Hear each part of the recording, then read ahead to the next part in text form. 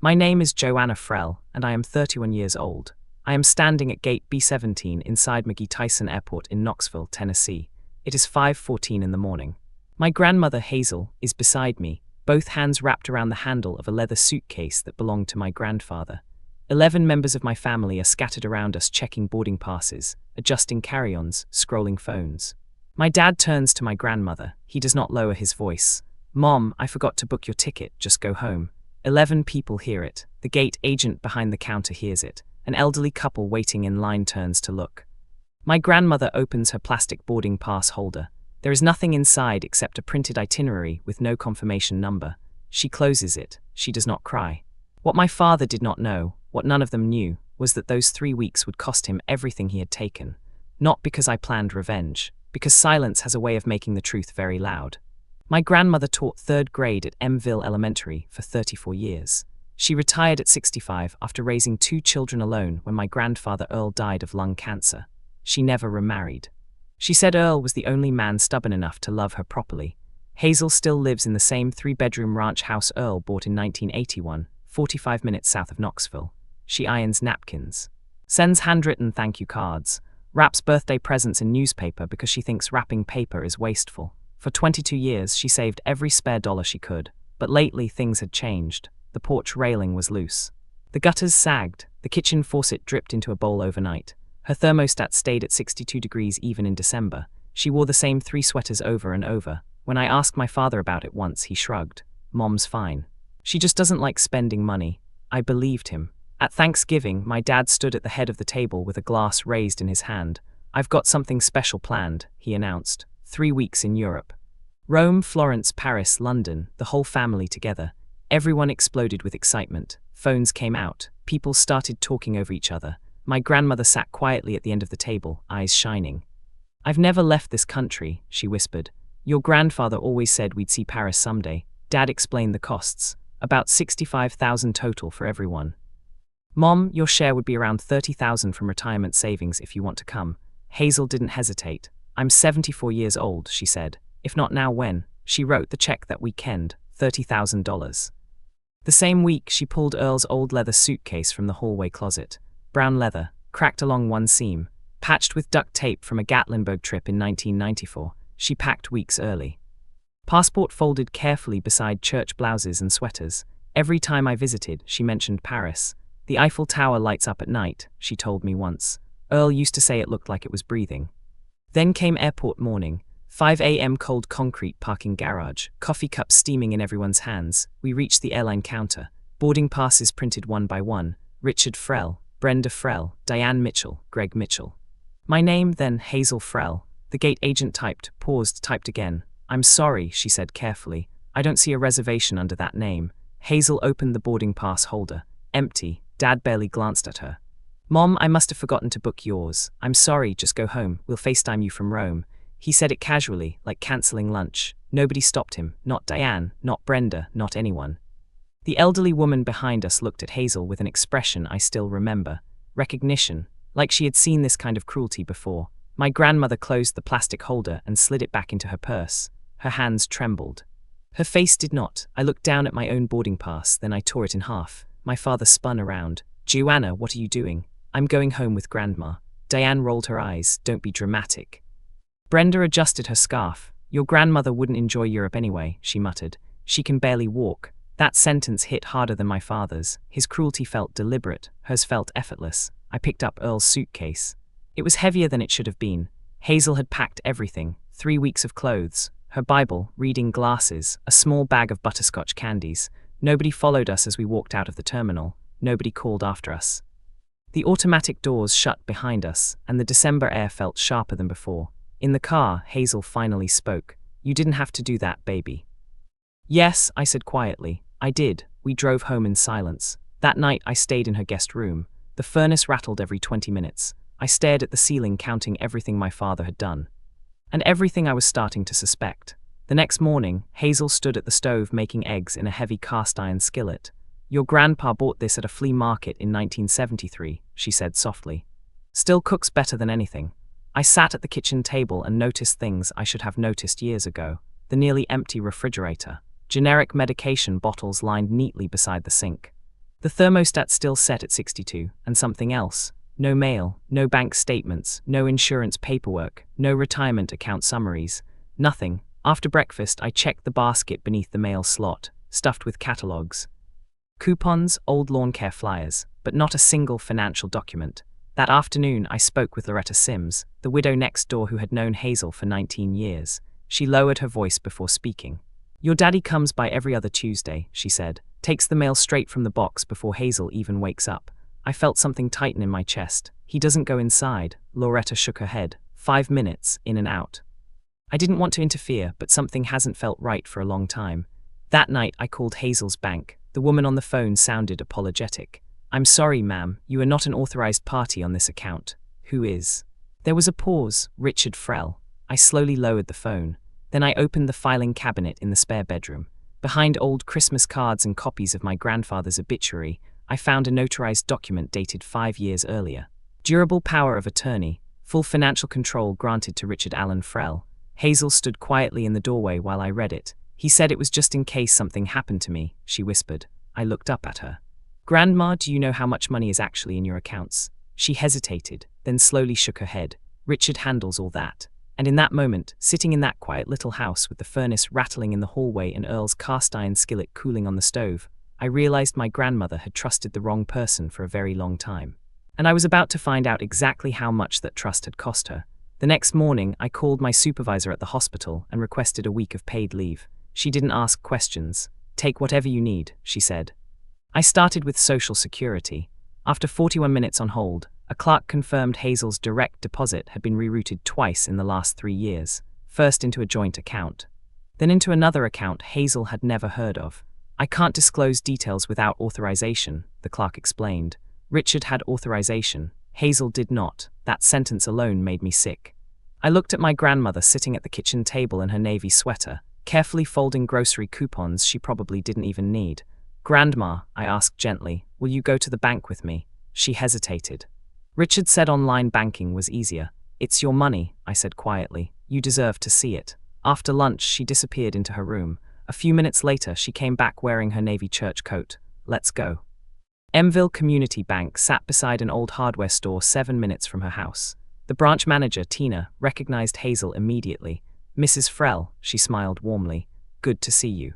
But the smile disappeared once she pulled up the accounts. 5 years ago, Hazel's retirement savings had held $212,000. Current balance, $41,600. Hazel stared at the screen. "That can't be right." Tina printed transaction histories going back 5 years. I spread the papers across the desk. Withdrawals everywhere. 3,000, 5,000. 12,000 marked home repairs. During the same year, Hazel's gutters started falling apart. 8,000 labeled medical expenses, despite her insurance covering nearly everything. Then the newest withdrawal, $30,000. Travel fund, the Europe trip. Every withdrawal authorized by Richard Frell. Over $140,000 gone. Hazel folded the transaction printout carefully into quarters. Then she placed it inside her purse beside the empty boarding pass holder. She still didn't cry. Not once. On the drive home, she stared silently through the passenger window. Finally, she asked one question. "How long?" "At least 5 years," I answered. Back at the house, she stood in the kitchen staring into the refrigerator, not looking for food, looking at everything she had gone without. "I saved that money for 22 years, she whispered. Then she turned toward me. "I trusted him because he's my son." That night, she didn't eat dinner. Around 11, she walked quietly into the dining room where I sat reviewing bank statements. She lowered herself carefully into the chair across from me. The paperwork sat between us. "Help me fix this baby, not punish him. Not destroy him, fix this." That told me everything about who Hazel Frell really was. The next morning, I contacted an elder law attorney recommended by one of my colleagues, Marcus Webb, best in East Tennessee. His office overlooked Market Square in Knoxville. Small office, neat desk, gray at the temples. The kind of man who looked like he measured every word before speaking. Hazel sat beside me while Marcus reviewed the evidence. The power of attorney, the bank statements, Loretta's written statement, Social Security rerouting. He spent 20 straight minutes reading silently. Finally, he removed his glasses.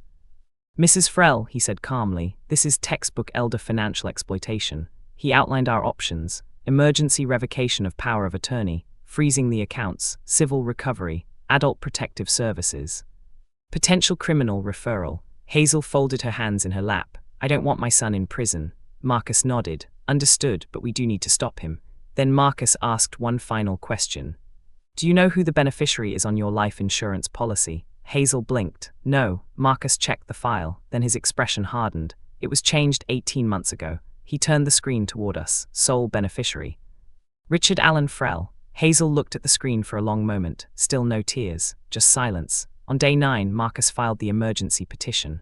By day 11, the court temporarily revoked Richard's authority. Hazel regained sole control of her accounts for the first time in 5 years. That same afternoon, Richard's credit card linked to Hazel's money stopped working in Venice. His text arrived 20 minutes later. Mom, something's wrong with the bank. Hazel looked at the message, then quietly placed her phone face down on the kitchen counter. She never answered. The next morning, my father called me. What did you do?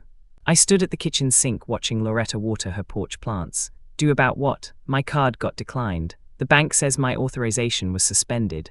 That sounds frustrating. Joanna, long pause. I manage her finances. Not anymore. Silence. Then he hung up. 3 days later, Richard came home early from Europe. His truck pulled into Hazel's driveway just after 2 in the afternoon. He walked through the front door without knocking. Mom, we need to talk. I stood in the hallway. Come in, Dad. His eyes immediately landed on the dining table. Folders, bank statements, sticky notes. A laptop opened beside a yellow legal pad. His face changed instantly. What is this? Hazel appeared from the kitchen holding a cup of tea. Sit down, Richard. He sat slowly. I stayed standing. Grandma wants to understand the withdrawals, I said. His jaw tightened. I don't owe explanations. I had power of attorney. I looked directly at him. Had. The color drained from his face. What do you mean had? The court suspended your authority pending investigation. He shot to his feet so quickly the chair scraped hard against the linoleum. You went behind my back. You stole more than $140,000 from a 74-year-old woman, I said evenly. I was managing things. You managed her plane ticket the same way. That stopped him. Hazel finally spoke. I've seen the bank statements, Richard. He turned toward her desperately. Mom, you don't understand finances. I understand that I had $212,000 and now I have 41. Silence filled the kitchen. The refrigerator hummed, the furnace rattled. You can explain everything to our attorney, I said. Attorney, the word visibly hit him. You hired a lawyer against me. No, Hazel answered quietly. I hired a lawyer for me. He grabbed his jacket. Mom, this is ridiculous. Hazel looked at him steadily. A son who loved his mother wouldn't have left her standing at an airport gate. Richard slammed the front door so hard the cast iron skillet rattled on its hook. I watched him back down the driveway while yelling into his phone. The next day, Diane called from Paris. Joanna, what's going on? Richard says you froze the accounts. Did you know he was taking Grandma's money? Long silence. He was managing things, she muttered. The bank records show he transferred $25,000 into your account. Another silence. That was for our kitchen renovation, she whispered. Did you ask Grandma for it? She hung up. That evening, while Hazel slept, I opened the shared family email account Richard had created years earlier. The browser was still logged in. I searched travel confirmations, and then I found the email. Subject, trip logistics. From Richard to Diane. Second paragraph, don't book Mom's ticket. Tell her we'll handle it. She won't even notice the money's gone. I stared at the screen. Read it once, twice, 3 times. Then I opened another email. Upgrade 3 seats to business class. Charge to account ending in 7841. Hazel's account. He had never forgotten her ticket. He never intended for her to go. The fake itinerary suddenly made perfect sense. The plan had always been to leave her behind. I copied every email onto a USB drive. Every receipt, every thread, every lie. Then I labeled the folder, evidence. And for the first time since the airport, I stopped feeling shocked. Because now I understood exactly what we were dealing with. Not carelessness, not confusion, not financial mismanagement, deliberate betrayal. And the truth was finally starting to catch up with him. Marcus straightened his papers. The court hearing is scheduled in 9 days. You will each be served. Richard stood. He buttoned his jacket automatically, like putting a mask back on. Mom, this is not over. Hazel looked at him calmly. No, Richard, that is the point. He walked out first. Brenda followed quickly behind him, clutching her purse tightly against her chest. Diane paused at the doorway. Joanna, I looked up. She opened her mouth like she wanted to say something meaningful, something apologetic, something that could undo years of silence. But nothing came out. She turned and left. The front door closed. The house became quiet again. Marcus packed his files into the leather briefcase with slow, careful movements. "Mrs. Frell," he said gently, "you handled that remarkably well." Hazel folded her hands in her lap. "I was honest," she replied. Marcus smiled faintly. "That is harder than people think." After he left, the dining room stayed exactly as it was. 3 coffee cups, the open binder, the fake itinerary beside the real booking receipt. I expected Hazel to cry after everyone was gone. She didn't. Instead, she stood up slowly, walked into the kitchen, and reached for the cast iron skillet hanging above the stove. "Are you hungry, baby?" she asked. I stared at her for a second. Then I laughed softly through the tightness in my chest. "Yeah," I said, "I think I am." She nodded. "Good, people think grief stops life. It doesn't. Dinner still has to be made." So we cooked. She sliced potatoes while I browned onions. The skillet hissed with butter. The kitchen filled with warmth again, and for the first time since the airport, the house felt like hers. 2 months later, the court ruled. Power of attorney permanently revoked. Richard Allen Frell was ordered to repay the misappropriated funds through a structured repayment plan over 5 years. A lien was placed against his personal property and financial assets. Diane was ordered to repay the $25,000 transfer she had received. Adult Protective Services officially substantiated the exploitation investigation. Hazel declined to pursue criminal charges. Marcus asked her twice if she was certain. She was. "I want accountability," she told him, "not revenge." The life insurance policy was restored to Hazel's original wishes. Half would go to a scholarship fund at Mville Elementary.